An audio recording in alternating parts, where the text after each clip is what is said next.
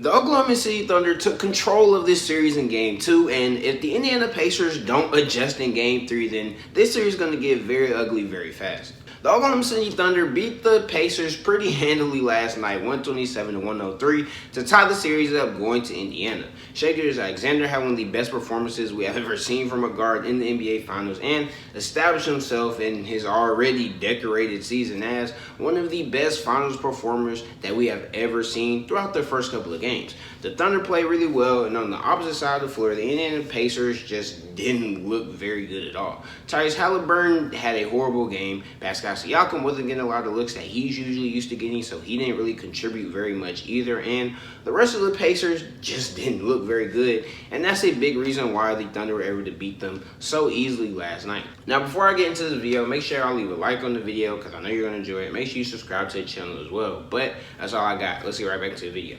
Now, Game 2 started off very back and forth. It was a lot of lead changes. It was very close. The Pacers were getting a bucket. The Thunder were getting a bucket. And it looked like we were in for another close game. J-Dub was struggling with a lot of ball pressure. OKC was definitely very sped up in comparison to how they usually run their offense. And this led to a lot of errors and turnovers to start the game off, which is really uncommon for OKC. They weren't really able to get into their usual offense and be able to get into the flow of getting buckets down the stretch and getting plays going for their guys like a Shai, like a J-Dub, like a Caruso, so they could establish some type of momentum. But they eventually would take momentum after Tyrese Halliburton went out at the start of the second quarter, and the Pacers were a -12 in those minutes. And OKC looked like they were going to win at that exact moment when Tyrese went in. No matter what OKC did on the offensive end of the floor, the Pacers weren't able to defend it, and you couple that with the fact that offensively the Pacers just looked like they were incapable of doing anything. You can see as to why the OKC Thunder were able to come out and have such a dominant stretch in the start of that second quarter.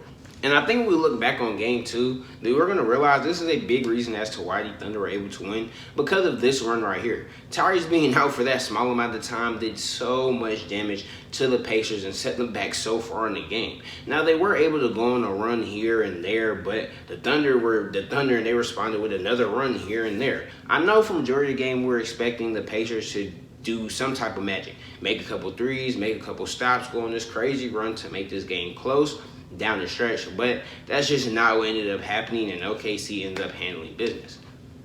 Now, why did this happen? Well, it's a lot of things that I said last video. Chet played way better this game. Defensively, he looked way better, and offensively, he looked way more control and confident in what he was doing.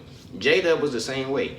And then, of course, we can't forget about Shai Gilgeous-Alexander putting up 34 and Aaron Wiggins having the very, very impactful 18 points he had this game as well. 18? I think it was 18 points. This wasn't the case on the Pacers side of the ball, as even with Halliburton on the court, they just didn't really look very well. The Pacers, the way they were running their offense was very passive-aggressive. You could see them trying to get downhill, but they weren't really looking to score once they were going downhill. They were looking to dish the ball out. And OKC was giving that up to them. They were like, okay, cool, you're going to calm up the screen, but I know you're not trying to look to lay the ball up or finish over one of our bigs. You're looking to dish it out. And after a while, OKC just stopped helping off the corner on those shooters for Indiana. And with Indiana unable to dish those shots out to these players, or when they did get the ball to the players, they were ran off the three-point line, you could see Indiana struggle to get looks and establish some type of offense. And I was particularly disappointed in the way Tyrese played this game. Tyrese Halliburton, we know what he brings to a team and how great he can be, especially when he's aggressive. The Pacers look way better as an offense when he's aggressive, looking to get his own shots and aggressively creating some type of offense for the team. This game, he didn't do that at all. He didn't look very aggressive when attacking downhill. He didn't look at the rim whenever he had the ball in his hands. You could tell he was looking to make some type of play, pass it out to somebody, and that's just not going to work. You're in the NBA Finals, and I understand Tyrese has this reputation of being this pass-first guard who's just so great with the ball in his hands with decision-making, but sometimes the best decision and best play that you can make is putting the ball in your hands and you do whatever you want with it. And I'm sure if Tyrese did that, nobody would have an issue, and the Pacers obviously look way better when he does this. And couple Tyrese not having a good game to the Pacers shooting actually like average and them getting ran off the three-point line a lot, the Pacers got handed this game, and they're going to have to make some pretty big adjustments in order for them to win in game 3. So here are some keys that the Pacers need to focus on and adopt in game 3 if they want to actually win and go up to winning this series. Now, it's not the end of the world that the Pacers are tied to 1-1 going into game 3. Nobody expected them. Well, no, I didn't expect them to steal a game in Oklahoma City. The fact that they were able to get game 1 is huge for them. The first key that the Pacers need, and this is at the top of the list, is what I just talked about. Tyrese Halliburton has to be more aggressive.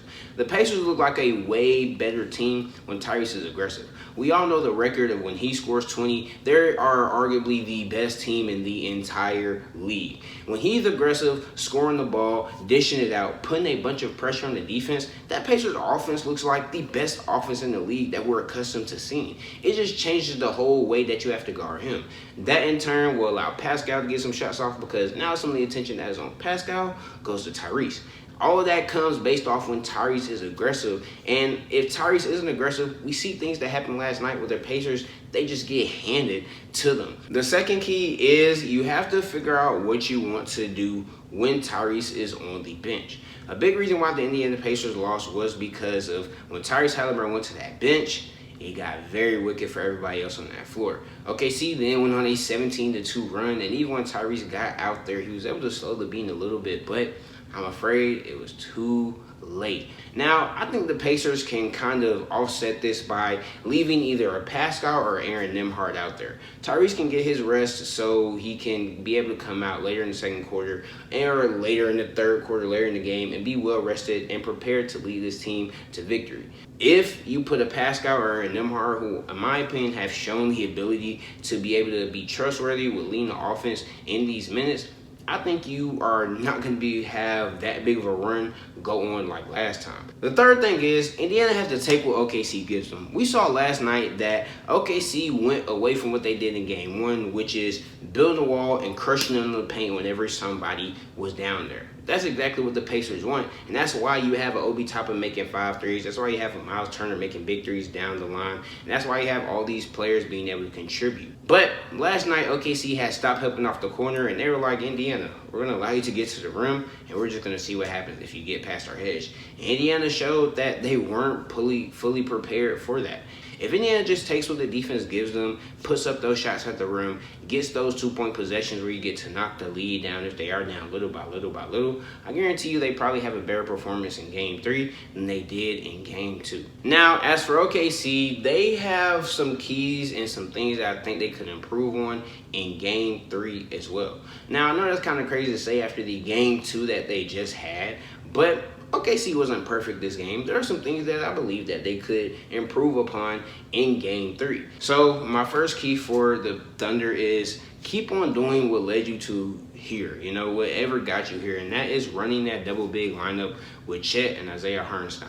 Until the Pacers give you a reason to take Isaiah Hartenstein out of that game, leave him out there, letting him be productive, and keep on allowing him to hold his own. And the only other key I really have for OKC is for Coach Mark to trust his bench in the depth. I mean, we know Shai Gilgeous-Alexander played very well in this game, and he's a big reason as to why they won, but I think Coach needs to focus on trusting the players who are out there giving him positive production. We saw that last night with Aaron Wiggins and Chet playing very well and Isaiah Hartenstein playing very well. Trust these guys to take you to the finish line and get you to the finals so y'all can finally be holding up that Larry O'Brien trophy that I'm sure you guys want.